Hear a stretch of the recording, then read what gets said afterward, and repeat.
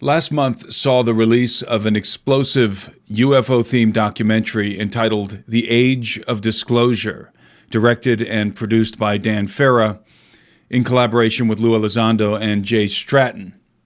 Now, I recently watched the film, and what follows is a review of its content. But before I get into the details of the documentary, I want to say up front that this film is compelling.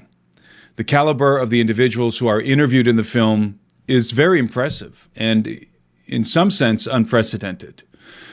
The interviewees represented a broad spectrum of government employees.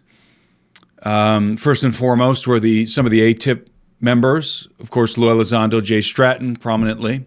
Also Hal Puthoff and Eric Davis, both of whom are scientists. Hal Puthoff is a physicist, Eric Davis, an astrophysicist.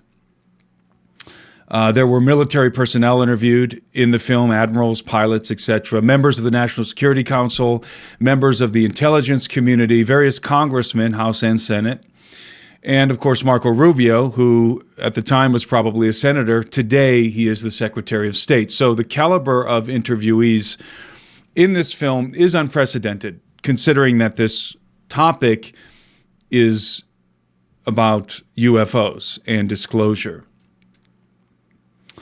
I'm going to be, as this is the primary content here is talking heads. That's what the documentary consists of, is testimonies and opinions of these individuals. So I'm going to be reading a lot of quotes and giving you some of my thoughts as we go along. So you have to bear with me.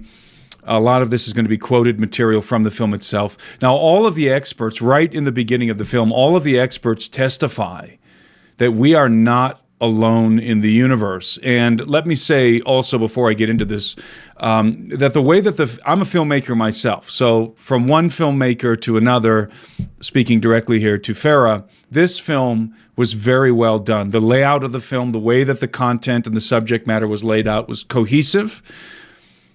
And it was very logical and sequential, which I appreciate because I have a very sequential mind. And I thought it was brilliant. The way that they laid the content out, it crescendos and finishes very strong. And it opens in a very compelling way. As I said, all of the experts testify that we are not alone in the universe. And in the initial statements of the film, I found Jim Semivan's testimony, and Jim Semivan is a former senior CIA official, to be particularly compelling. He said, quote, and definitively, UAPs are real, they're here, and they're not human, end quote. Again, that's a very definitive statement right in the beginning of the film by a former senior CIA official. Much of the content is conveyed by Lou Elizondo, and Lou is sort of guides us through the content of the film, does a very, very good job in his presentation, and I think it works really well. We kind of follow Lou's journey a little bit. There's a lot of shots of Lou walking through Washington, D.C., looking contemplatively at the different monuments and so forth. And Lou says in the beginning, quote, "If you could be in my shoes and see what I've seen," and folks like Jay Stratton, his colleague, "there would be zero shadow of a doubt that these things are real and not made by humans," end quote. Now, I feel like that quote really resonates with me, that statement by Lou at the beginning here, because I feel the same way. I feel there's a lot of, and I've been saying this over and over, there's a lot of chatter on the internet in regard to this topic, and there's a lot of debate still happening as to whether this phenomenon is even real. There's a lot of people who still are subscribing to the Project Bluebeam theory and are of the opinion that so much of this is just contrived, that it's just disinformation, and that there's nothing real here. There's nothing really substantial here. in regard to an actual physical phenomenon. That couldn't be further from the truth. So I would echo the sentiments of Lou Elizondo, that if you could be in my shoes, personally me, speaking of me now, and have seen some of the things that I've seen and interacted with some of the people that I've interacted with, many of you would no longer doubt the physical reality of this phenomenon.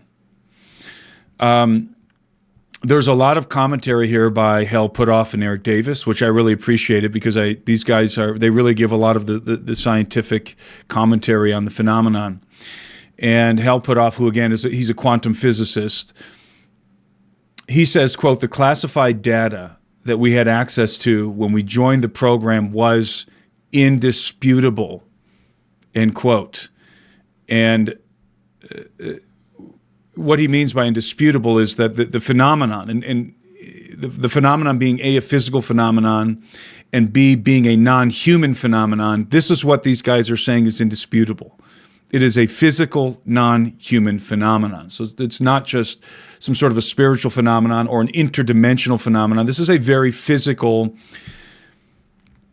and really alien phenomenon. Alien in the sense that these beings are not us. They're not human. This is a non-human intelligence. And nobody really, the film doesn't really, it doesn't propose theories about where the beings come from. It does talk about the technology, and we'll get there at the end. But it's the statements from the individuals being interviewed are unequivocal, in the sense that the legacy program, the reverse engineering program, and the bodies, the pilots associated with the craft that's being recovered, that reality is ironclad. That's really what this film drives home. Eric Davis says, quote, "There's 80 years of this data that the public isn't even aware of," end quote. And that's a powerful statement, because so many people, their knowledge of the phenomenon only goes back a few years, back to basically 2017, when the New York Times published the Nimitz article. And that's when a lot of people's knowledge of this phenomenon really began. And sometimes we forget that there's decades, 80 years of data that's been accrued both behind the scenes from guys like Hal Puthoff and Eric Davis, who've been inside of these programs or investigating in an official capacity, but then also the body of research that's been accrued by competent ufologists for decades. So there's a large body of data here that's been available to the public, much of it that the public isn't aware of, as David comments here, as Davis comments here, and then much of that data freely available to the public. And you can draw the same conclusions that I've drawn and that these individuals have drawn, just by familiarizing yourself with UFO research. Jay Stratton, who's featured quite a bit in this film, Jay's a retired Defense Intelligence senior executive. He was part of ATIP and then was heading up the UFO task force. He says, quote, "I have seen with my own eyes non-human craft and non-human beings," end quote. And again, these are a series of quotes that come right out of the gates in this film, right in the beginning of the film. And this is probably the strongest assertion made. "I have seen with my own eyes non-human craft and non-human beings." So whether Jay here is talking about pictures that he's seen, photographs, or maybe he's seen physical evidence and physical bodies with his own eyes, rather in photographic or in person, photographic form or in person, this is a very compelling statement. And I don't believe that Jay Stratton is lying or exaggerating here. Ryan Graves, who is of course a Navy fighter pilot, he testified at one of the congressional hearings. He said, quote, "They were ubiquitous," meaning the UFOs. "We were seeing them nearly daily out there," end quote. In other words, when they were doing training missions and so forth as Navy fighter pilots, they were encountering these craft all the time. So this isn't a phenomenon. The current iteration of this phenomenon is not something that's seen by Navy pilots or by other kinds of people who interact with the phenomenon once a year or twice a year. This is something that is encountered continually, and it's ramping up. The instances, the encounters, the interactions with UFOs are increasing. The phenomenon is burgeoning. Lou Elizondo says, quote, "To be clear, non-human intelligence has been actively conducting ISR, intelligence, surveillance, and reconnaissance of some of our most sensitive U.S. military facilities and nuclear sites," end quote. And then Jay Stratton adds, quote, "This is an emerging and disrupting threat for the United States and truly a national security concern," end quote. So the way that this film is framed is that this phenomenon is a reality and it constitutes a national security threat. And we should be very interested in this phenomenon on the public level, because essentially what we're dealing with here is the revelation that we're not alone in the universe, but then also as citizens of the United States, we should be concerned about national security threat. And they get more into the threat near the end of the documentary, and I'll have some more to say about that when we get there.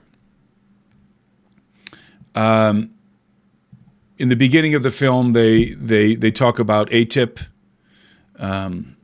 and feature a lot of commentary from the ATIP team. And of course, ATIP is the Advanced Aerospace Threat Identification Program that operated from 2007 to 2012. And they discuss how, despite their valiant efforts, they could not get anyone at the Pentagon to take the threat seriously because of the UFO stigma. And the stigma being nobody wanted to be branded as the UFO guy at the Pentagon or at the congressional level at the time. The topic was still stigmatized in that time frame from 2017 to 2012 and even beyond, really until 2017. So it was very difficult for them to get anybody to pay attention or to look at the receipts that they had collected in regard to this phenomenon. Stratton says, quote, "On top of that, we were shocked to find that we were getting pushback from people in the Pentagon based on their religious beliefs," end quote. Elizondo adds, quote, "There really were religious fundamentalists, extremists within the Pentagon that had a severe adversity to this topic," end quote. Stratton adds, quote, these are national security experts, senior members of the national intelligence community who are putting their religion above national security," end quote. And then Elizondo relates a story about his encounter with a senior DOD official who stopped him in the hallway of the Pentagon and told him that they, ATIP, were, quote, "doing the devil's work." Elizondo writes about this encounter in more detail in his book, Imminent, his excellent book, Imminent. Stratton says, quote, "I had to deal with people who were senior to me who were telling me in their world that these are demons and we are poking demons and messing in Satan's world and all these other things that to me I was like, I can't believe this is coming out of your mouth," end quote. And then he says, I'm briefing about an advanced aerospace vehicle that has been detected at multiple sensors. That's absolutely there. And you're telling me that these are demons and we shouldn't even look at them and study them. My mind was blown," end quote. I thought this was fascinating, that this is kind of what they're leading with here in this documentary. And I find it to be quite disturbing. Now, you guys know that I myself am a committed Christian. I believe in the gospel of Christ. My worldview is framed by the biblical narrative although it's very expansive, much more expansive than I would say conventional Christian thinking. Those of you who are familiar with my work, my book Birthright, and my Christocentric perspective of the universe. But I'm disturbed by this. Now,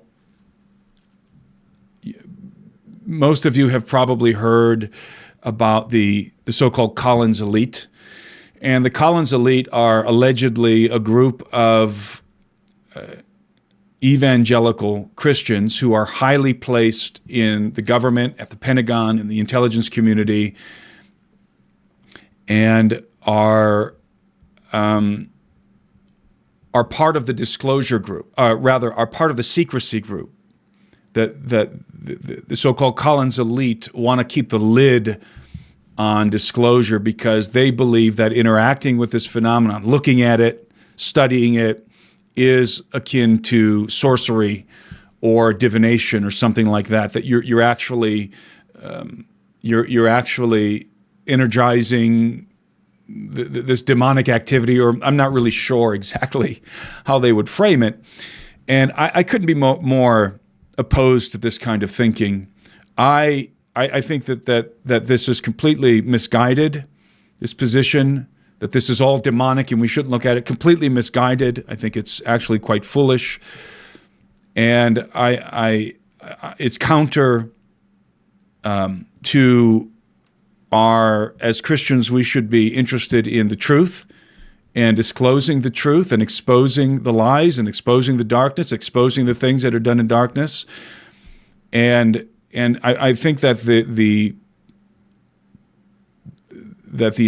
that although the intentions of this group, these evangelicals, may be laudable in that they're trying to protect the public from what they perceive to be demonic forces or to be a demonic deception, as I said previously, these individuals are misguided.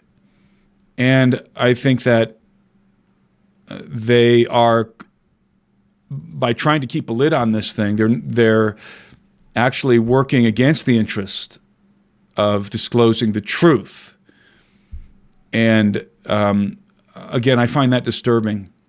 I have personally never encountered anyone that I think might be a member of the Collins elite. I've been hearing a lot about them, and I've interacted with people who think they've encountered them. But I have no doubt that this is going on at the highest levels. And there's crossover here, not just with the UFO topic, but also with the Zionist dispensational view and sort of that Israel first mentality that a lot of people are talking about today. That's, I think, coming from the same people, these same highly placed evangelical Christians at the Pentagon and in the intelligence community. Again, I don't want to impugn their motives or their intentions. I think that their intentions are probably admirable, laudable, surely, I would say, laudable, but they're misguided. And they're mistaken. The American people have the right to know. They have the right to know the reality of this phenomenon. And furthermore, when you put a lid on this thing, when you try and keep the lid on this thing, then all of the illegal activity just continues to be perpetuated behind the scenes. It's the proverbial idea that when you expose these things to the sunlight, that the sunlight is the greatest disinfectant. And by keeping the lid on this, you're allowing this darkness. You're allowing this. You're allowing these things that are being done behind the scenes that are illegal, to metastasize. And illegal is not really the right word. Some of the things being done outside of the jurisdiction definitely. Definitely beyond the oversight of Congress, outside of the oversight of the government in general, these things that are being done are heinous in some cases. There's heinous activity that's been committed, heinous crimes that have been committed behind the scenes that have to do with human trafficking, genetic experimentation. I would say agreements that have been made with non-human entities that are fundamentally, I would say, traitorous, not only to the United States of America, but to the human species to some extent. And when you keep a lid on this, again, you allow all of this to metastasize. And I am diametrically opposed to that kind of mindset. So I'm not a member of the Collins elite, and I do not support their suppression of this topic. I'm pro-disclosure. Representative Mike Gallagher had some interesting comments here, some insightful comments. He basically lays out four hypotheses for the UAP phenomenon, and these are the four common hypotheses. Really, three. That it's foreign adversary technology. So, in other words, something that China or Russia has developed that is much more advanced than what we've previously thought. B, it's a counterintelligence program to cover for a U.S. government program that is evading congressional oversight. In other words, this is our technology, and we've developed it in secret, and we're hiding it from the American people and from Congress.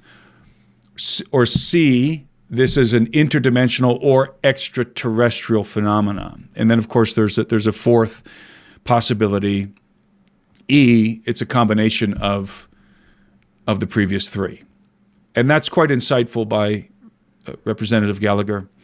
I would say that it's a combination of the previous three. And I think that's really the most accurate assessment. It's not one of the three, it is a combination of them. Lou Elizondo talks about the observables. He writes about this extensively in his book.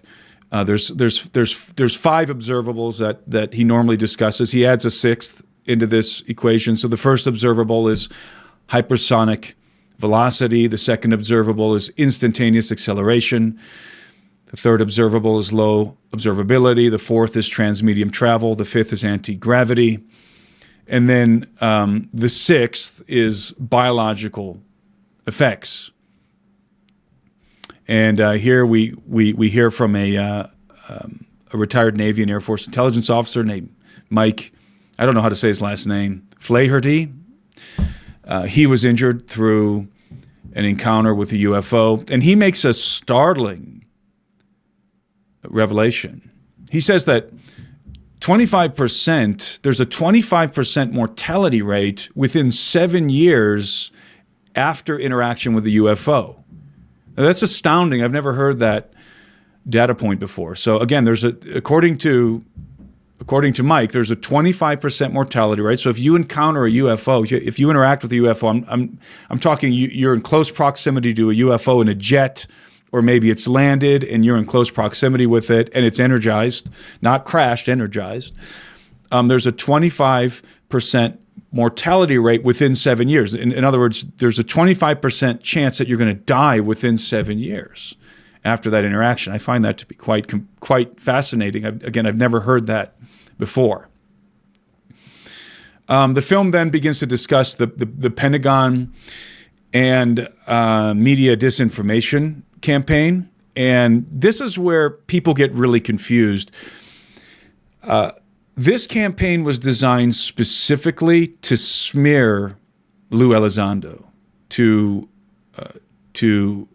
impugn his reputation, and there was a claim a few years ago that Elizondo never actually worked for a government UFO program.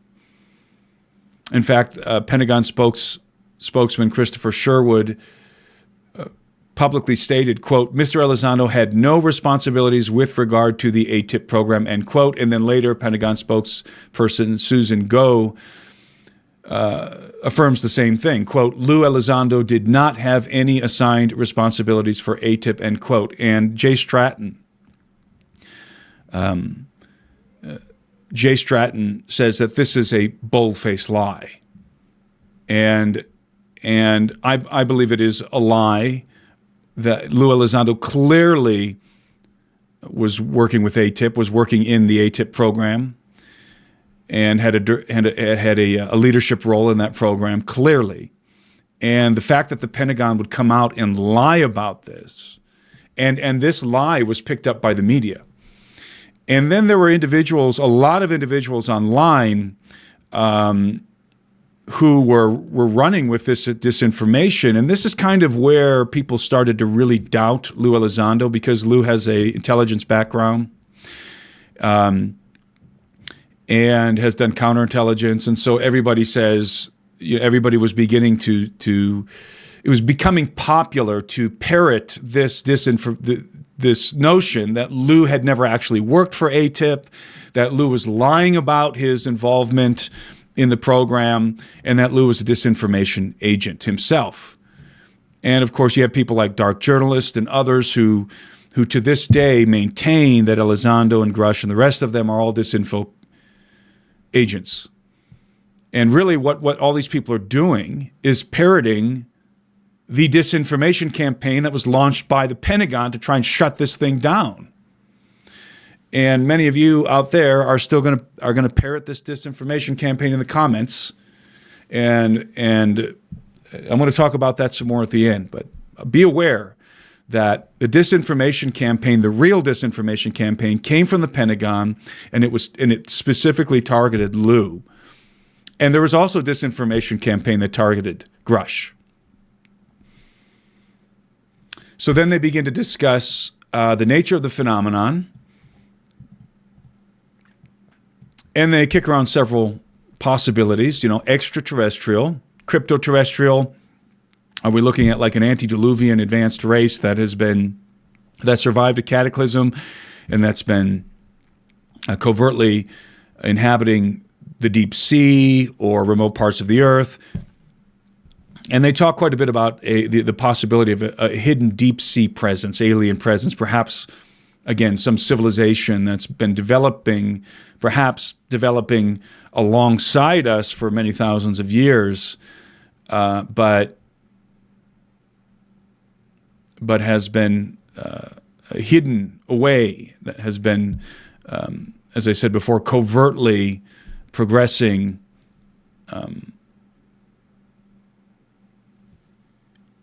in the deep reaches of the ocean. In other words, a civilization that has been co-inhabiting the earth with us, but they're to some extent aquatic. These are some of the ideas that were being kicked around. And I have no doubt that a lot of UFO bases are in fact located at the bottom of the ocean. And I think some of these bases are mobile. And it makes sense that this is the area that is never really looked at, very little explored. We all know that the ocean floors are less explored than the surface of the moon. So this is a perfect place for an alien species or a cryptoterrestrial civilization to hide, to conceal itself from humanity. They discuss the congressional hearings, and then Stratton makes a very interesting comment. He says, quote, I learned that the legacy program was quietly behind the scenes pushing back, and they were creating bureaucratic hurdles. They were somehow able to block the funding that was approved for the UAP task force. There's this hidden hand that is blocking all of these actions and things that I'm doing. Subversive government overriding the real government. It's so bad that we really aren't going to make progress until someone shines the light on them, end quote. And he made this comment as they were discussing the congressional hearings and some of the progress that they were making. And suddenly Stratton hits a brick wall here. and he realizes that, as he puts it, the subversive government was overriding the real government and blocking their efforts. And so this is where we really need to understand that there are two factions right now. Inside of government, there are two factions that are in conflict. And that conflict has been playing out for the last 5 years. More than that, actually, for about the last 7, 8 years. And these factions are described by my friend Richard Dolan as the secrecy group and the disclosure group. And the secrecy group, obviously, including the Collins elite and others, certainly the aerospace companies, they want to keep the lid on this whole thing. And maybe they're okay with a little bit of it leaking, but they definitely don't want certain aspects of this phenomenon to be widely disseminated to the public. And then you have the disclosure group. The disclosure group wants the public to know the fundamentals. They want the public to be aware of the basic facts. In other words, that we're not alone in the universe, that we've been interacting with non-human intelligence, that we have a reverse engineering program. They don't want to disclose everything, and I'm actually of the same mindset. I don't think it's useful or profitable to disclose every single aspect of this phenomenon to the American people, because there are national security concerns. There are some cards that we need to play close to our chest, meaning the United States government. But basically, I feel like we should be disclosing the fundamentals of this phenomenon, should be disclosed, because, as Hal Puthoff puts it later on in the film, that this information, the knowledge that we're not alone on Earth, let alone in the universe, is knowledge that belongs to the whole human species. And I agree with that. There's a lengthy discussion of the legacy program. We all know what the legacy program is. This is a program that's been intentionally hidden from the Secretary of Defense, Congress, and the President, none of whom have a need to know. And of course, we're talking about the capture, retrieval, and reverse engineering of UAPs, UFOs, since at least 1947. And of course, these retrievals include the bodies of non-human entities. Lou Elizondo, I found this part of the film to be very informative, especially for people who are new to the topic. This film is really good for people who are new to the topic or people who are skeptical. For people who've sort of been inoculated into this phenomenon for a long time and have familiarized themselves with UFO research. There's nothing really new here, but it's laid out in such a logical, as I said earlier, cohesive way that it's very powerful for people who have just a vague or superficial familiarity with the topic. And Lou really lays out in this part of the film, in a very systematic way, the architecture of the cover-up, of the agencies that are involved in the cover-up. And basically, there are 4 components to the cover-up: the CIA, the U.S. Air Force, the Department of Energy, and the defense contractors. And the CIA is on the top. And they show this chart where the CIA is on the top, and then to the left down over here, you have the Department of Energy, and over here on the right you have the U.S. Air Force, and then in the middle you have the defense contractors, and all of these agencies all of these groups are interconnected, but the CIA is kind of in an oversight role. And Lou explains that the CIA is responsible for the oversight of the overall effort. Eric Davis says, quote, "The Deputy Director of Science and Technology at the CIA controls the UAP crash retrieval portfolio," end quote. That's surprising to me. I didn't know that. And the fact that Davis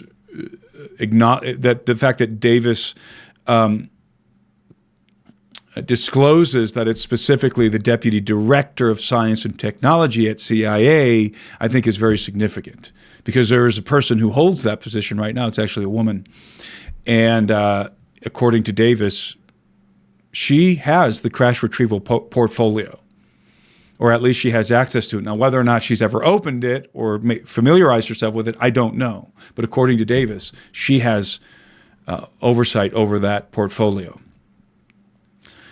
Then the U.S. Air Force is responsible for the field operations. They secure and retrieve crashed UFOs, and they do so in an international capacity, not just in the United States, but all over the world. I've had exposure to this reality without giving any details away. I was contacted by a gentleman who, without giving any of his details away, who told me that he was stationed in Germany, and there was an incident in which there was an incident in which an aircraft crashed into the side of a mountain there.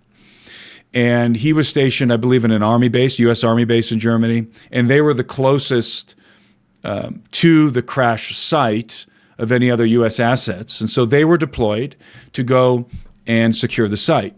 And he went out there with his team, and they were the first on the scene. And he told me that what they found was a teardrop-shaped craft that had crashed into the side of the mountain, was partially embedded into the mountain, and that all around this crash site were dismembered bodies and mutilated bodies. And these bodies were the typical small gray alien bodies, small bodies, gray bodies. And again, they were dead, they were dismembered from the impact.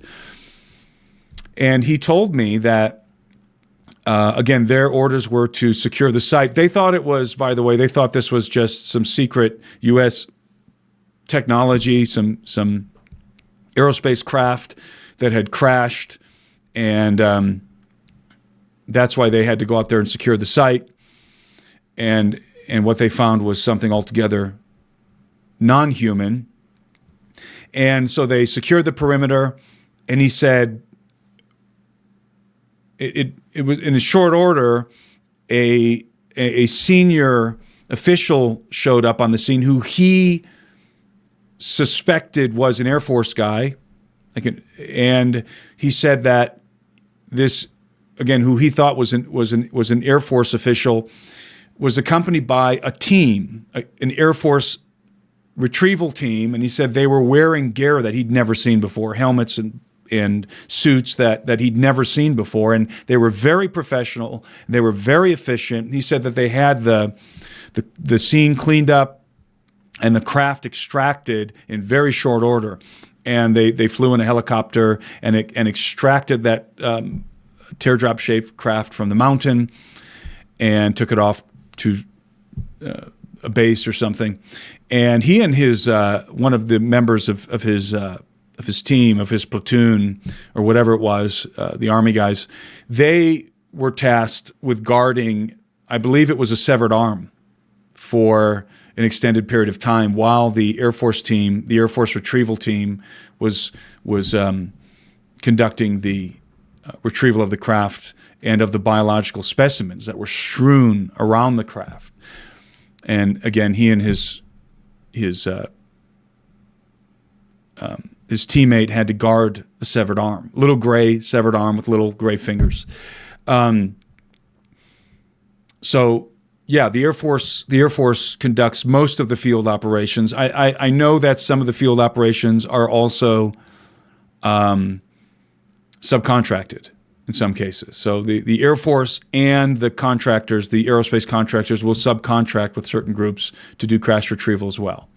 But the crash retrieval operations are, generally speaking, under the auspices of the U.S. Air Force.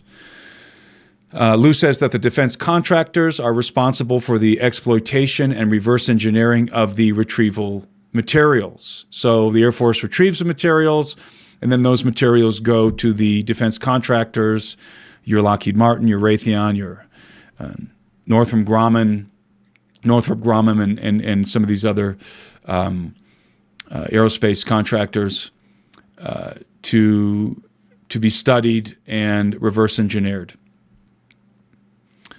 And then finally, the Department of Energy, which is sometimes overlooked in this equation because it's kind of it's not very well known, the Department of Energy, in regard to this phenomenon. Most people wouldn't assume that the Department of Energy would be involved, but they are very much involved. The Department of Energy naturally focuses on the energy systems. And the DOE has its own security classification hierarchy, which is outside of the overview and oversight of traditional classification systems. And so this allows them to conceal some of the aspects of this phenomenon, especially as it pertains to propulsion technology and so forth. So you can have a clearance over here in the Air Force or in some other branch of the military or in government. You can have a security clearance, a high-level security clearance, but it doesn't cross over to the Department of Energy. They have their own security classification hierarchy. And so even if you have the access to certain aspects of the legacy program at the Air Force level or at the Pentagon, that doesn't mean that you have access to the components of this of the program that are housed at the Department of Energy. The legacy projects are protected under the Atomic Energy Act of 1947, and they highlight a clause in this act, and this really this explains why we haven't had more whistleblowers. The clause says, quote, "Whoever discloses restricted data shall be punished by death or imprisonment." Obviously, the consequences are dire should you disclose any information related to these legacy programs, the legacy projects that are housed within the Department of Energy.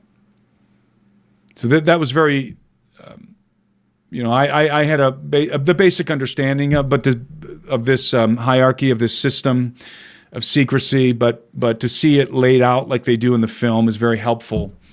And again, if you're new to this topic, they're answering a lot of questions. They're putting the pieces together in a way here that really helps to catch people up to speed. So again, just by way of summary, the four groups that are really at the center of the cover-up of the legacy program, involved in the legacy program, are at the very top the CIA, the U.S. Air Force, the Department of Energy, and the defense contractors. They then begin a discussion about non-human species. And this is actually, I was a little bit disappointed because I thought that they were going to dig into this more, but they really don't. They don't really discuss the nature of the beings, of the non-human beings. They keep referring to non-human intelligence. They keep saying this is a non-human phenomenon, but they don't really take any time to discuss or even to speculate about which groups are involved. They don't mention gray aliens or anything like that. Eric Davis says, quote, "I'm aware of at least 2 advanced non-human species, one of which made contact with the Legacy Crash Retrieval Program, the other of which the bodies were recovered by the Crash Retrieval Program in various crashes," end quote. Now, he doesn't say which species he's referring to. Of course, we're all aware, most of us are aware of the fact that during a meeting in Congress, Davis told Congressman Eric Burleson that there are 4 species, and those species are, of course, the grays, the mantoids or mantids, what Dr. David Jacobs describes as the insectolins, the Nordics, and then the reptilians. But here he says he's aware of at least 2 advanced non-human species, and I have to imagine that he's talking either about the grays and the insectolins, or he's talking about grays and insectolins as one group and the Nordics as the other group, because nearly everybody who knows anything about this topic, and I mean who's been read into it at some level or interacts with whistleblowers or with people who are involved in the legacy program, everyone knows that the grays and the insectolins, the mantids, are real, and that the Nordics are real. Okay, there's a lot of speculation in regard to the reptilians, but everybody knows that the Greys and Nordics exist. But again, they don't really go into any more detail about species variation. And I think I understand why. I think because if you're approaching this topic there as let's say somebody in the government, because I think they're not just targeting the American populace here with this documentary. I think they're trying to raise awareness and gain the interest of people in government, other congressmen, other senators who maybe were not taking this topic seriously, but are watching the film. And maybe a discussion of alien species is just over the top for some people. So it doesn't surprise me actually that they didn't discuss the species. I do understand why they would have refrained from that discussion, from having that discussion in this film.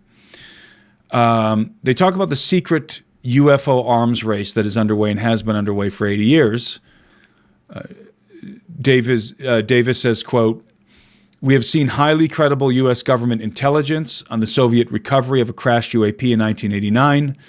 They recovered a tic-tac-shaped UAP that was twice as big as the tic-tac that was encountered by the USS Nimitz carrier strike group, and they did recover 4 bodies of humanoid aliens," end quote. I'm not sure what kind of evidence Davis, and when he says we, I have to assume that he's talking about ATIP. So assumedly, Elizondo and Stratton and Putoff and the rest of the ATIP team have also seen this evidence, and that's who he means by we. Intelligence, rather. They've seen intelligence on this recovery, the Soviet recovery of the Tic Tac in 1989. Now that, again, assumedly, either there's some written description of it or there's photographic evidence. But if this is true, then we can put to bed the notion that the Tic Tacs are ours, that the Tic Tac craft are ours, because this is back in 1989 when this incident occurred, and there were 4 humanoid aliens that were discovered with the crash. With the debris.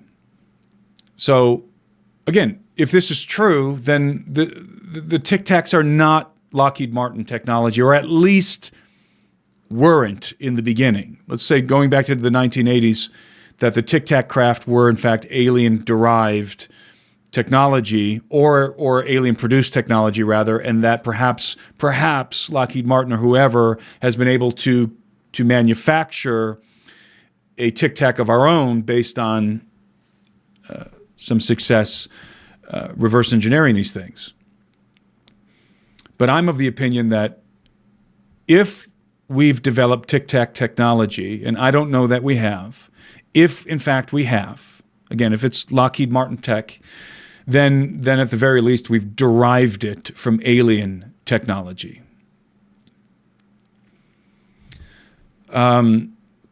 There's a lot of discussion about the concerns that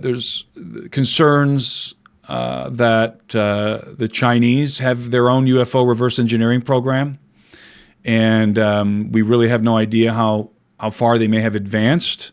And I think the Chinese have their own reverse engineering program. I think that we should just assume that that's a fact, because UFOs don't just crash here. They crash all over the world.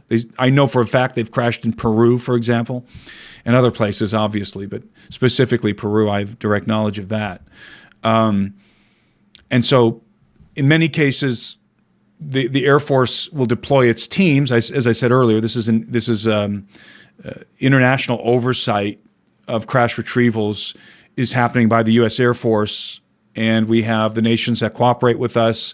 We go in there and we get the crash retrieval materials. Again, I'll reference Peru. I know that happened in Peru. But then there's other nations that are not friendly, that we don't collaborate with, that aren't going to let the United States Air Force go in and recover the residue of these, the debris of these crashes. they're going to have their own programs, namely Russia and China. They're going to have their own crash retrieval programs. And then Elizondo makes a very interesting comment. He says, quote, some of this UAP activity we are seeing here in the United States may actually be a result of a Chinese UAP reverse engineering program, end quote. And I got to believe that Elizondo is referring to the New Jersey drone incident, the New Jersey drone flap that happened last fall. I've received some information behind the scenes that, in fact, some of that activity was China. That China has made some alarming advances in drone technology involving anti-gravity. This was disclosed also. I don't have the same source as Sean Ryan, but this was disclosed on the Sean Ryan show. I'm sure many of you saw that, where this was associated, this disclosure on the Sean Ryan show, the individual who came forward, it was associated with that guy who allegedly killed himself, blew himself up in the Tesla vehicle, I believe in Las Vegas, in front of the Trump building. And I think there's something to this. I think China was partly responsible for that drone flap. And I know a lot of you doubt that. A lot of you think that's crazy and whatever. But believe me, if you talk to people behind the scenes, talk to high-level sources as I have, China was involved. And I do think that they've made some remarkable advances in drone technology, partly based on their crash retrieval, on their own legacy program. They talk about how the president does not have the need to know, and that this, in part, is because the position of the U.S. president is transitory. Presidents come and go. It's not a long-term position. I mean, the longest you're going to be there is 8 years. So they don't have a need to know, and then it's also for purposes of plausible deniability. If you don't inform the president and some of this stuff comes to light, then the president has plausible deniability. He didn't know about it. Nobody told him. Davis says that I've heard about this, but it was very interesting to hear David sort of flesh this out. Eric Davis fleshed this out in the documentary. He talks about how Bush Sr. He had 3 conversations with Bush Sr. and how Bush was apparently not briefed on the legacy program, despite the fact that he was the director of the CIA. He later found out about it. And then Davis says, quote, he also informed me of a UAP event that took place at Holloman Air Force Base in 1964, where 3 UAPs approached the Air Force Base. One of them landed on the tarmac, and a non-human entity deboarded the craft and landed, deboarded the craft that landed, and interacted with uniformed Air Force and civilian CIA personnel. And when Bush asked for more details, he was told that he did not have the need to know, end quote. So remember, Bush Sr. was both president, but he was also the director of the CIA. And so that shows you how we can't assume. You can't just assume that the director of the CIA or the president of the United States or the Secretary of State or whoever is automatically going to have access to this information. Even though, as we said earlier, much of the oversight of this program of the legacy program resides with the CIA, that doesn't mean that directors are briefed. I know that sounds counterintuitive, but the directorship is not the permanent bureaucracy, right? Because these are revolving doors. The leadership positions of these governmental institutions are revolving doors. They come and go. People come and go. So they don't have a need to know. It's the people who've been there for decades, 30, 40, 50 years in some cases, in these programs, in these agencies. They're the ones. That's the permanent bureaucracy. That's the deep state. Those are the guys that are the secret keepers. Now, that doesn't mean that certain directors or presidents haven't been briefed on certain aspects, and perhaps some directors of the CIA were very intimately involved. But we can't assume that everybody who holds a directorship or a leadership role in these agencies knows. It's just not true.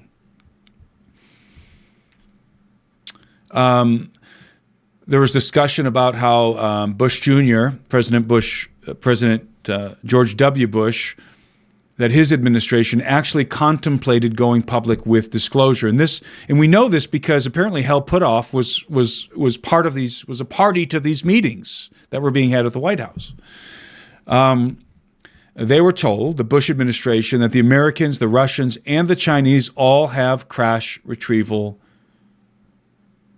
material, and they contemplated the potential societal and economic fallout of disclosure. And again, Hal Puthoff has intimate knowledge of this because he was involved in those meetings, and he describes some of that in the film. Very, very interesting. Then Elizondo makes this very interesting remark. He says, quote, "The Vatican has irrefutable evidence that non-human intelligence exists." This sort of came out of nowhere, this statement by Lou. I don't doubt that that's true. And I think Lou's probably referring to certain crash retrieval incidents that he's aware of that took place in Italy, and that the Vatican was involved and perhaps has some material themselves. But I think that goes without saying. The Vatican's intelligence apparatus, which is called by our intelligence community, is referred to as the entity because it is so gigantic and all-encompassing that the Vatican's intelligence apparatus is considered to be the most robust and the most well-informed. So it does not surprise me that they have irrefutable evidence of non-human intelligence in whatever form that might be. ATIP, Elizondo and his ATIP team were able to confirm that the Roswell crash actually occurred.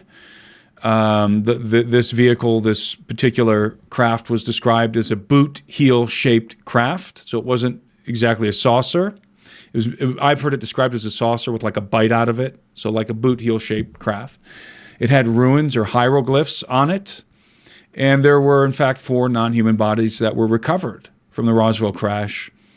And it just so happens that a couple months after Roswell, President Truman signed the National Security Act in 1947. And then he established the Air Force shortly after, and the CIA. And actually, the National Security Act in 1947 established the Air Force and the CIA. So just a couple of months after Roswell, it's not coincidental that the CIA and the Air Force are officially established, and they took operational control of the UFO-related programs. And that's part of the reason why they were established, to take operational control of UFO-related programs. And then a couple years after that, Truman signed the Central Intelligence Agency Act, and this authorized the CIA to run intelligence operations outside of the normal oversight channels. That means that they could run ops without anyone knowing, and that they were able to conceal these programs from the rest of the government, is what that means. That the CIA was given authority to conceal its activities from Congress and from the other agencies in government. Big mistake. That was a big mistake, by the way, because the CIA is now, to some extent, rogue. Elizondo says, quote, "From Roswell on, the strategy for dealing with the public, ensuring U.S. secrecy is maintained, was to basically adopt the strategy of deny everything, admit nothing, make counter-accusations, put out false narratives, intimidate and discredit witnesses. In essence, deny, deny, deny. Establish stigma surrounding this topic in order to prevent any type of disclosure," end quote. Absolutely, Lou nails it here. That was precisely the posture and the protocol of not only the Air Force, but of the Pentagon in general and of the Department of Defense in regard to this topic.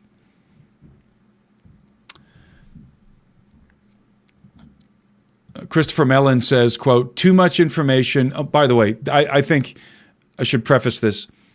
Chris Mellon provides some really insightful commentary in the documentary in regard to how all of this works behind the scenes, the architecture.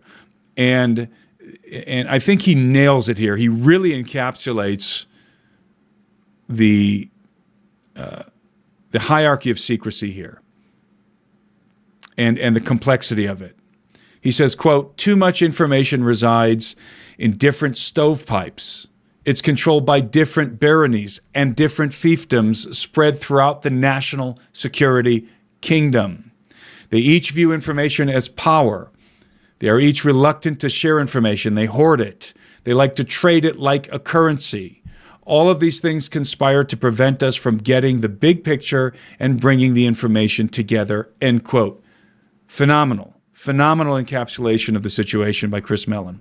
That's precisely what's been going on. I like to describe this as an octopus shell game. So, you can think of this gigantic, grotesque octopus that represents the secrecy hierarchy in regard to the legacy program and the UFO phenomenon in general.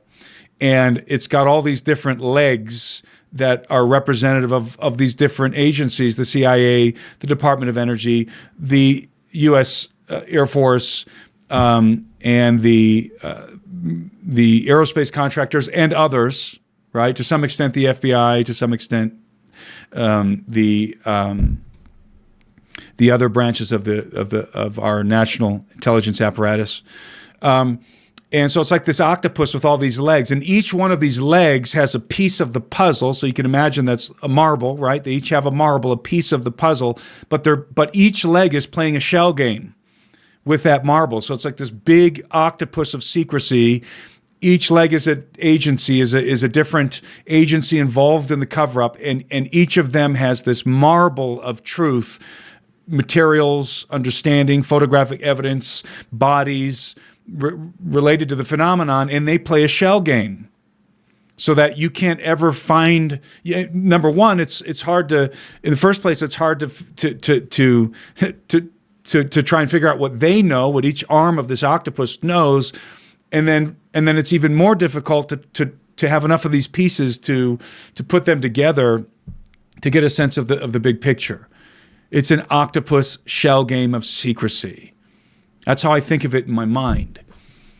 And not only are they concealing, each of these arms of the octopus is concealing their piece of the puzzle from the American people, they're concealing it from each other.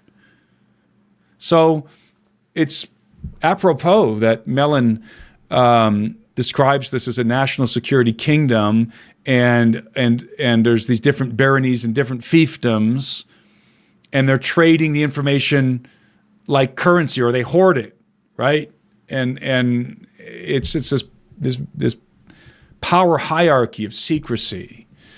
I really thought that was just a really concise explanation of the complexity of the cover-up. So the Air Force, as we all know, even though the Navy has come out and made some admissions about this phenomenon, the Navy's been much more open. The Air Force refuses to acknowledge UFOs, that they're real, or that they have any interest in them. The Air Force is just absolutely mum. Their lips are sealed.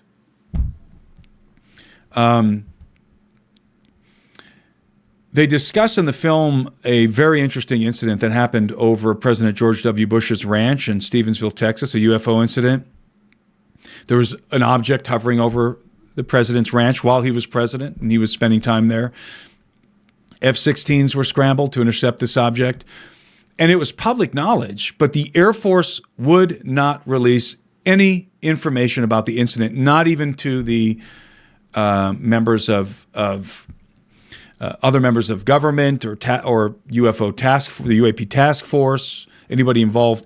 They would not tell them anything. So the Air Force is as I said, maintaining secrecy. Their posture has not changed, even though the Navy is being much more forthcoming with information related to UFOs.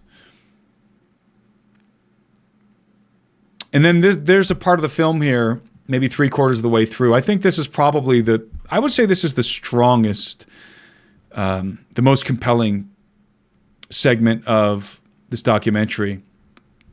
And this is where they quickly go over a handful of incidents right on the heels of talking about how the Air Force is saying nothing. They talk about a handful of incidents that took place on record at Air Force bases. Very well crafted. This segment was very well crafted. First, they feature Ellsworth Air Force Base in South Dakota, where a spherical glowing object, quote, the size of a super Walmart, hovered above an ICBM nuclear missile. Then they discuss an incident at Whiteman Air Force Base in Missouri, in which a multifaceted, matte black finish, oddly shaped diamond hovered silently over the missile launch tube. Now, this incident is especially intriguing to me because, as many of you know, I had an encounter with a craft, and this is what I encountered, guys. This is the craft I saw. Multifaceted, matte black finish, oddly shaped diamond. That's what I saw. This is describing what I saw. So I was really interested here that I saw this in Cleveland, Ohio some years ago. And in this case, at Whiteman Air Force Base, the witnesses saw it 50 feet above them. I saw it 40 to 50 feet above me, right above my car. So I would say that what they saw at this Air Force Base is consistent with what I saw in Cleveland, Ohio, some 12 years ago. Then they feature the incident at two incidents at Vandenberg Air Force Base, one of the most important Air Force bases we have, located in California, in which, in the first incident, a UFO intercepted a missile with a dummy nuclear warhead on it, and it discharged a series of laser beams at it mid-flight, and that was captured on film, actually. And then another incident in which a rectangular craft the size of a football field hovered over the launch pad at low altitude, and this one came out in the hearings recently. Then, of course, they discussed the famous Maelstrom Air Force Base incident that took place in Montana, in which a red-orange light, a very large red-orange light, hovered above the front gate and disabled 10 nuclear missiles simultaneously. And then within the span of 8 days, 20 nuclear missiles were deactivated by UFOs. There's been a lot of attempts to debunk that story recently online. I don't know if you guys have seen those attempts, but that happened.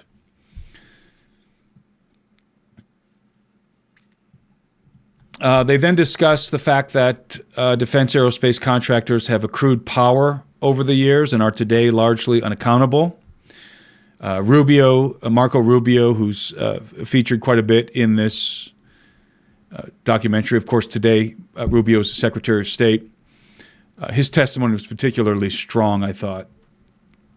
He describes the situation in which, these corporate entities, the aerospace companies, they remain while government officials rotate in and out of oversight positions. So you have oversight positions at CIA, oversight positions at the Department of Energy, and oversight positions in the Air Force. And these positions will rotate, as I discussed earlier. The leadership roles are going to rotate. All of the intelligence community agencies, the leadership positions rotate. People with different, with various variegated political and religious societal worldviews come and go. But the contractors, the people who run the legacy program operations at the contracting level in the public sector, they never change.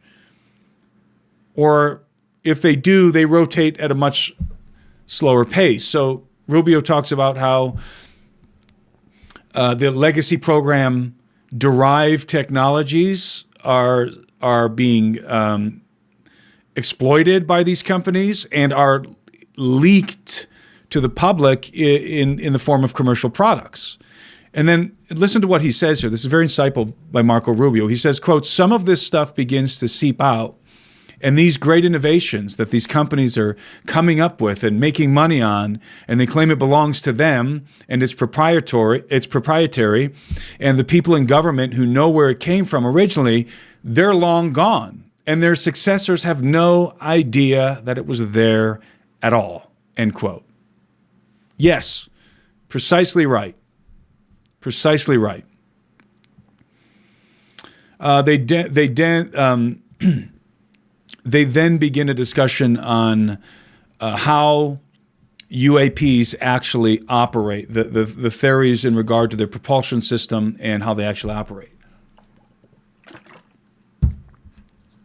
And we get a lot of commentary here by Hal Puthoff and Eric Davis, who basically describe a space-time warp bubble. They talk about a space-time warp bubble that these craft are able to generate, they're able to warp the fabric of space-time and envelop themselves in a bubble, and the space-time properties within the bubble are different than those outside of the bubble. The energy field completely isolates the craft from the environment, so the craft is not being exposed to the environment or affected by it. The warp bubble rides through space-time like a surfer riding through waves. In a sense, it moves space-time around it, right?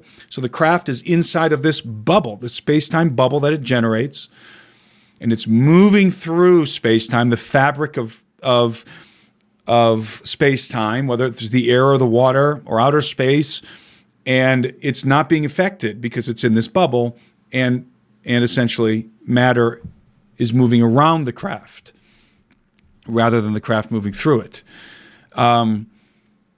Radar signatures move around the bubble, and this is why also when you take a photograph of a flying saucer, for example, in almost every case, it's going to be fuzzy. If it's energized, it's fuzzy and it's distorted, it's blurry, because you're taking a photo through a space-time barrier, a distortion of a field, a gravitational field that's distorting the photograph, the light. Transmedium travel is possible because the craft is moving within its own space-time. The craft is not moving through the environment is moving around the craft. These are all the attributes of this space-time bubble theory that Puthoff and Davis are describing. They talk about how gravity has no effect on the craft inside the space-time bubble, and intriguingly, that time passes at a different rate inside the craft than outside, or inside the bubble than outside, right? So some of you know that I've been speculating about this for quite some time. I've talked about cattle mutilation, why cattle mutilation seems to happen almost instantaneously, how that can be possible. A friend of mine, for example, who has cattle, was out in his field with his cattle. He walks inside for 10 minutes, comes back outside, and one of his cows is completely mutilated. It's desanguinated. It's got cores that have been, parts of its body that have been cored out with laser precision. And this was done in the span of 5 to 10 minutes. How is that possible? Well, I've always theorized that it's possible because time is passing at a different rate inside of the craft than it is outside of the craft. So in other words, a saucer can hover over a cow, pull the cow up into the craft, and then there's a lot more time to deal with that cow inside of the craft than we perceive outside of it. In other words, inside of that space-time distortion than outside of that bubble. This applies to UFO abduction as well, by the way. Abductees can be missing for an hour or 2 or 3 from their point of abduction, let's say their bedroom, but seemingly spending much more time on board the alien vessel, spending half a day or an entire day on board the alien vessel, at least from their perception. But when they return, they've only got a couple hours missing. And that's precisely because of the warping of space-time and how that affects not only gravity but the passage of time, which are intricately connected. That's why it's one dimension called space-time. They get into the specific theories in regard to the propulsion system, the energy source. Davis says, quote, UAPs have exhibited propulsive performance characteristics that imply the generation of 1,100 billion watts of power. This is more than 100 times the daily electrical utility power generated in the U.S., end quote. That's an astounding figure. That's how much power that they have calculated that some of these UFOs are exhibiting in regard to their propulsive performance characteristics. And then he talks about how there's basically two prevailing hypotheses about how UAPs generate the energy to warp space-time. And again, this is Davis and Puthoff who are describing this. They say that the craft produces a bubble of vacuum energy. This is zero-point energy, so this is the first idea. The craft produces a bubble of vacuum energy, deriving energy from the vacuum state of the atmosphere. And then the second idea that they propose is, this is very interesting. I think this idea is very,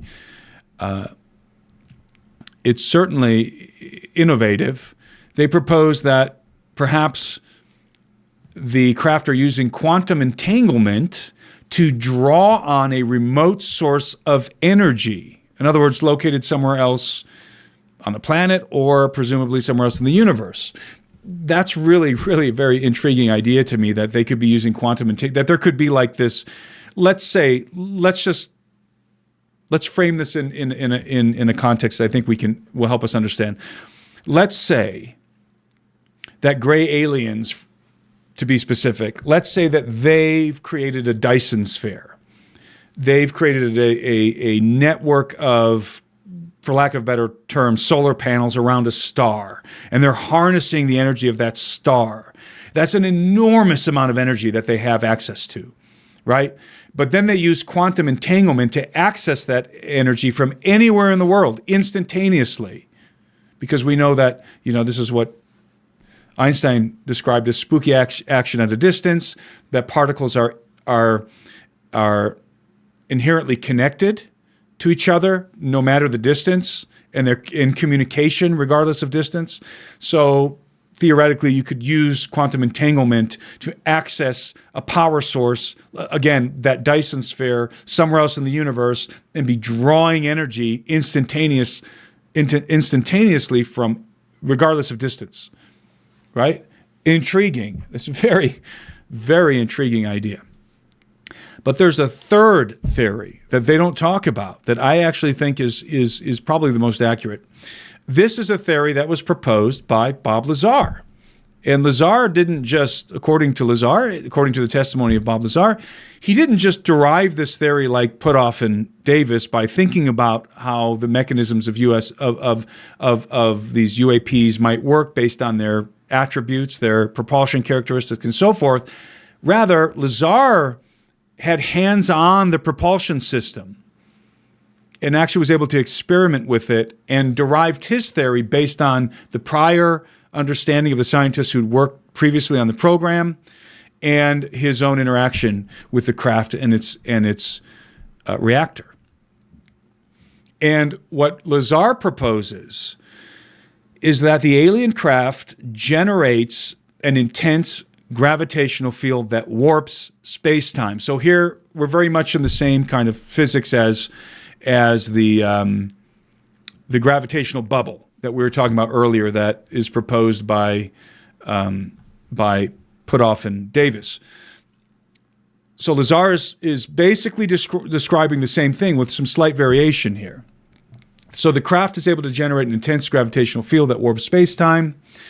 The field is generated by amplifying. This is where Lazar gets into the details, I think. And again, I believe Lazar is correct here. The field is generated by amplifying what Lazar describes as gravity A waves, which in conventional physics is called the strong nuclear force. That's the force that holds together the protons, neutrons, and electrons in the atom.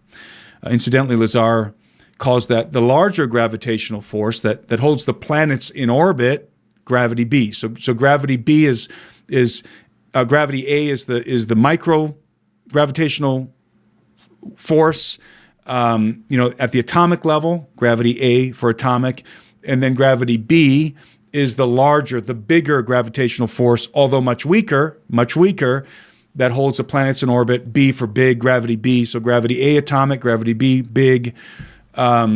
These are the forces that Lazar thinks, specifically gravity A force, is in play here. And again, gravity B is, even though it's the larger gravitational wave, it's much weaker. And these are waves. So Lazar does not believe that gravity is associated with a particle, the graviton. Rather, he thinks it's a wave. I think it's a wave too. I'm not a physicist, but I think it's a much more compelling hypothesis. As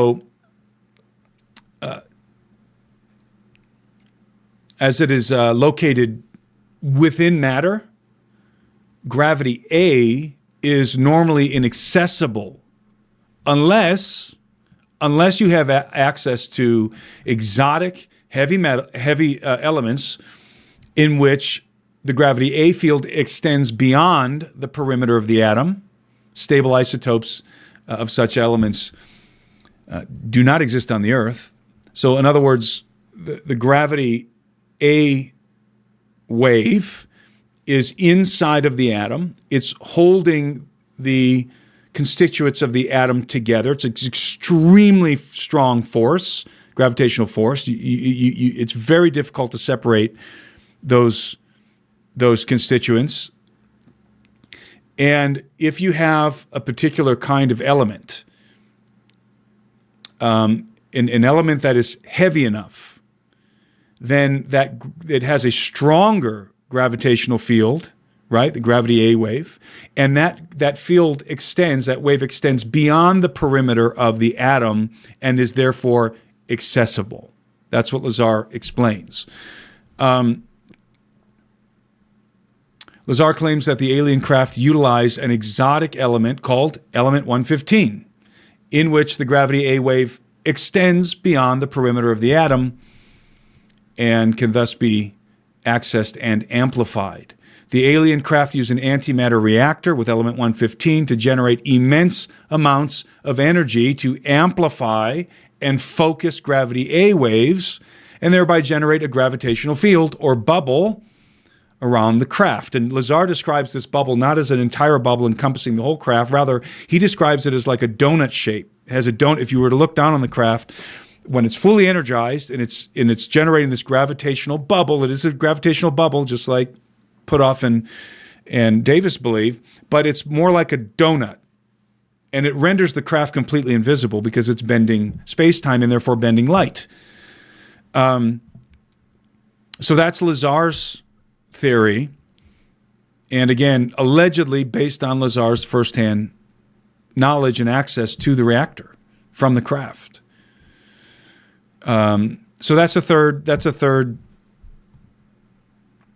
theory of how the propulsion system works and how the gravitational field is generated. Now we're getting to the end of the end of the documentary here, the content featured in the final segment. And there's some discussion about how the government has killed to keep this secret, and those of us who are students of ufology know that to be true. The government has killed to keep this secret. And Lou discusses a phone call that he received in which he was told that there was a committee of 27 individuals that were contemplating having him and David Grush aggressively silenced, presumably murdered. And it was a credible source, a very highly placed source, and it caused obviously some consternation for Elizondo and Grush. And then they go into the potential intentions of the alien presence and highlight how the non-human intelligence has a consistent interest in our development of nuclear technology. And Gary Nolan is featured quite a bit in the segment. He talks about how he thinks that they're showing us what they can do at will. In other words, they can deactivate our nukes or activate them should they desire to do so. And then he notes that this didn't stop us from dropping nukes on Japan. And then he postulates that maybe they wanted us to understand the capabilities, the devastation that we could inflict with this technology. So maybe they let us use it one time or do some experimentation, but they're not going to let us destroy ourselves or the earth or who knows. But clearly, UFOs have an interest, the non-human intelligence that are operating these craft have a keen interest in our nuclear sites, our nuclear missiles, our nuclear experimental detonations. That's well known. That's a well-known facet of this phenomenon. Davis says, quote, "There's a concern within the defense and intelligence communities that UAPs have been undertaking long-term surveillance of human technological advancement for the possibility that they may need to intervene to prevent a conflict between us and them," end quote. Yeah, I think that's a concern. Mellon says, quote, "If we are going to survive as a species, we need unprecedented levels of international collaboration," end quote. Now, this concerns me because those of you who've read my book, Birthright, know that I posit a scenario in which we are faced with an alien threat, and the threat is real. And in order to contend with this threat, we are forced into a consolidation of national interests and authority into a one world government structure to combat the alien threat. Again, I predict this in Birthright, and specifically, I think that alien threat is the gray aliens, that they constitute that threat. So the threat narrative is not disinformation. The threat narrative is real because gray aliens are a threat. I don't care what anybody's told you. I don't care what you've heard. Gray aliens are a threat. Alien abduction happens. Yes, they are producing advanced human hybrid beings, human-alien hybrid beings that look like us, but that are not us, and that can integrate seamlessly into human society without being detected. That's a threat, okay? There is an alien threat. Dr. Stephen Greer, who is aggressively opposed to the threat narrative, he's out there urging his followers to boycott the film because it promotes the alien threat narrative.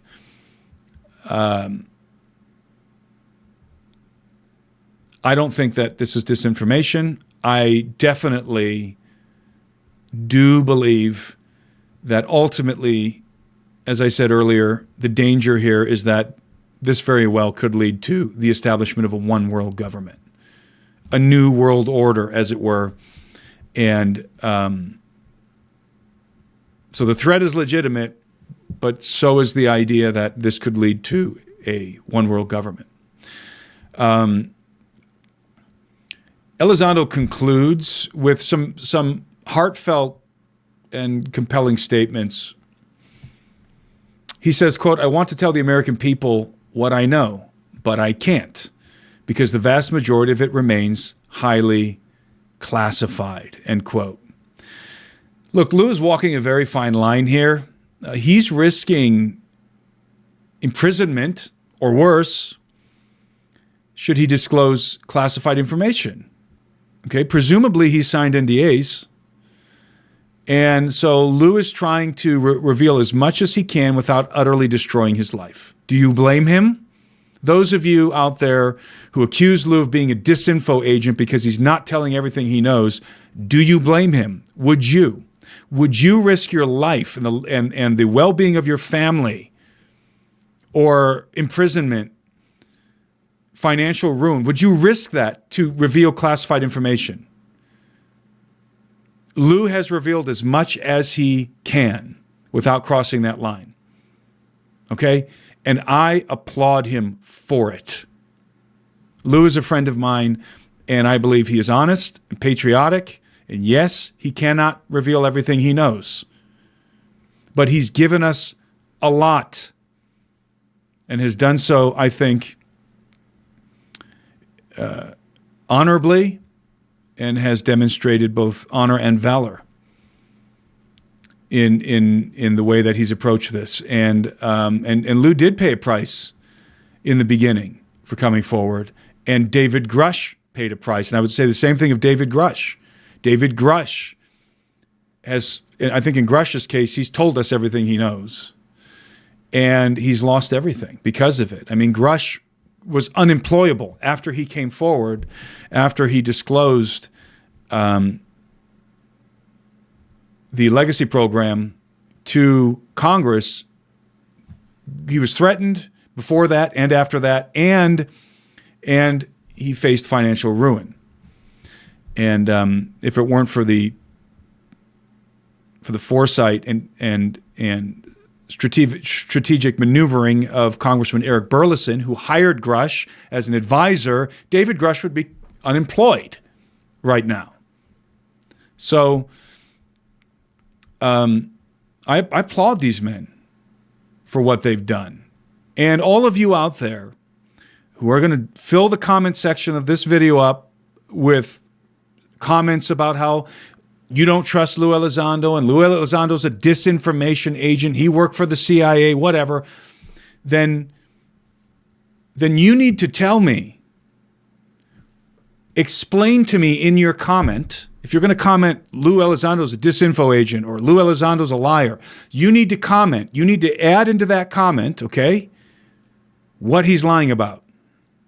Tell me, tell us all, what is Lou Elizondo lying about? What is the disinformation? Tell me.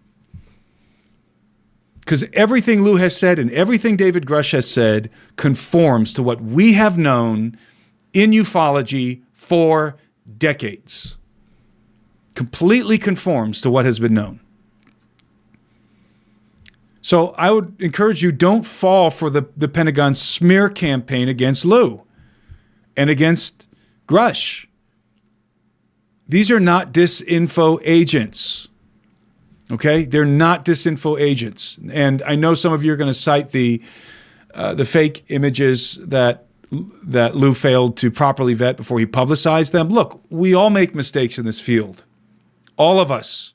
The best ufologists out there, like Richard Dolan, have made mistakes that they regret, interviewed people that turned out to be not very trustworthy sources, published things. I've made mistakes in this field. Everyone makes mistakes because the information is hard to get, and there are legitimate disinformation agents out there, namely from the intelligence community, who are trying to trip people up and feed people false information so that you publish a photo or you publish a video or you say something inaccurate and it discredits you. So yes, disinformation campaigns are real. But they're not coming from the likes of Lou Elizondo and David Grush. Okay? And I know many of you are just going to continue to trumpet that nonsense no matter what I say, no matter whatever kind of evidence anyone ever presents the contrary. You're never going to let it go, just like those of you out there who are going to continue to trumpet Project Bluebeam, Project Bluebeam. It's all fake. No, it's not. There are crash retrievals and there are alien bodies. Full stop. That's the reality. And that is what Age of Disclosure really drives home. So, in summation, this is a phenomenal film. It doesn't reveal anything new, really, for those of you who have been immersed in this topic for a long time, are well-read in it. There's really nothing new, but for the general public and in regard to garnering the interest of people in government, it's very powerful. And I applaud Dan Farah and Lou Elizondo and Jay Stratton and the rest of the individuals who contributed to this film. Well done, gentlemen. And I encourage all of you to go and watch it. So that's my review. That's my analysis of The Age of Disclosure. And I hope you found it worthwhile.